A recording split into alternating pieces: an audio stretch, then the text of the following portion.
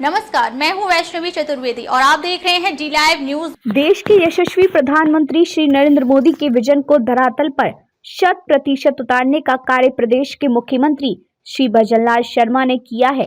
मुख्यमंत्री भजनलाल शर्मा की दूरदर्शी सोच का परिणाम राजस्थान के माध्यम से प्रदेश बनेगा विकसित राजस्थान। के गुप्ता। भारत देश को समृद्धशाली और विश्व गुरु बनाने के लिए देश के युवाओं का भी योगदान है महत्वपूर्ण।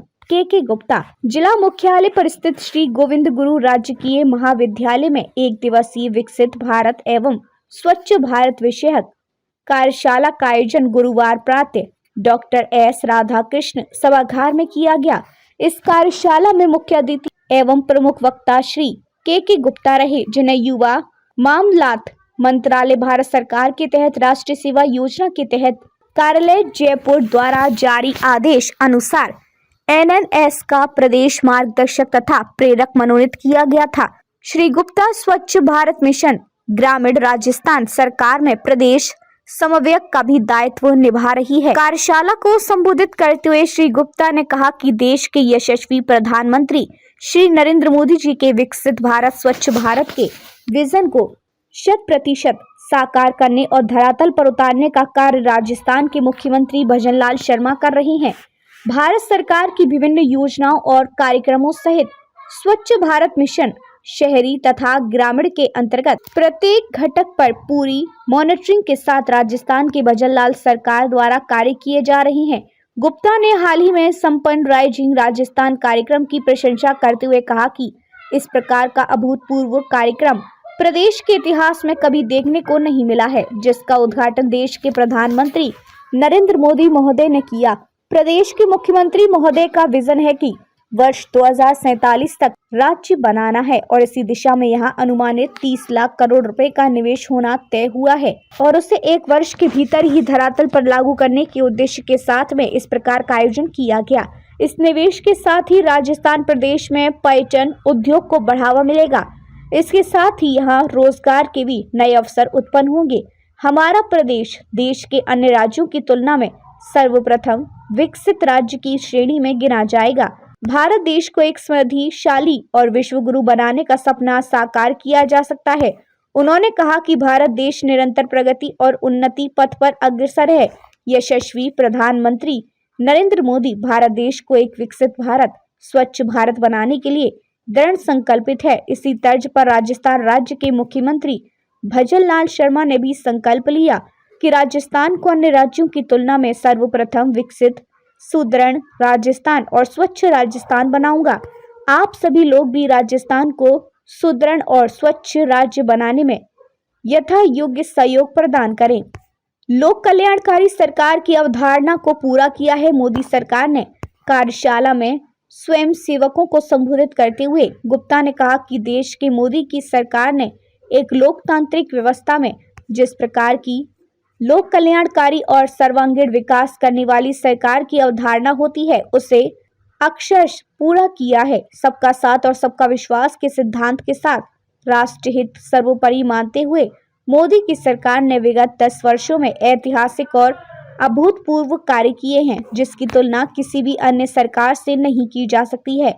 उन्होंने कहा कि मोदी जी की सरकार द्वारा सामाजिक सुरक्षा, आर्थिक सुरक्षा और स्वास्थ्य सुरक्षा के दृष्टिकोण के साथ में जन कल्याणकारी योजनाओं और अभियानों को संचालित किया जा रहा है। स्वच्छ भारत मिशन ग्रामीण अभियान शुरू किया गया, जिसके तहत ग्रामीण क्षेत्रों में लगभग 12 करोड़ शौचालय का निर्माण ग्राम पंचायत के सहयोग से कराया गया। हर घर जल पहुंचने के उद्देश्य से जल जीवन मिशन चलाया जा रहा है, जिसके तहत देश के करोड़ों घर अभी भी ऐसे हैं जहां शुद्ध पर जल कनेक्शन नहीं पहुंचा है, वहां तक नल कनेक्शन पहुंचाए जाएंगे। मोदी जी की सरकार द्वारा आवास योजना चलाई गई। सरकार द्वारा आयुष्मान भारत स्वास्थ्य बीमा योजना जारी की गई।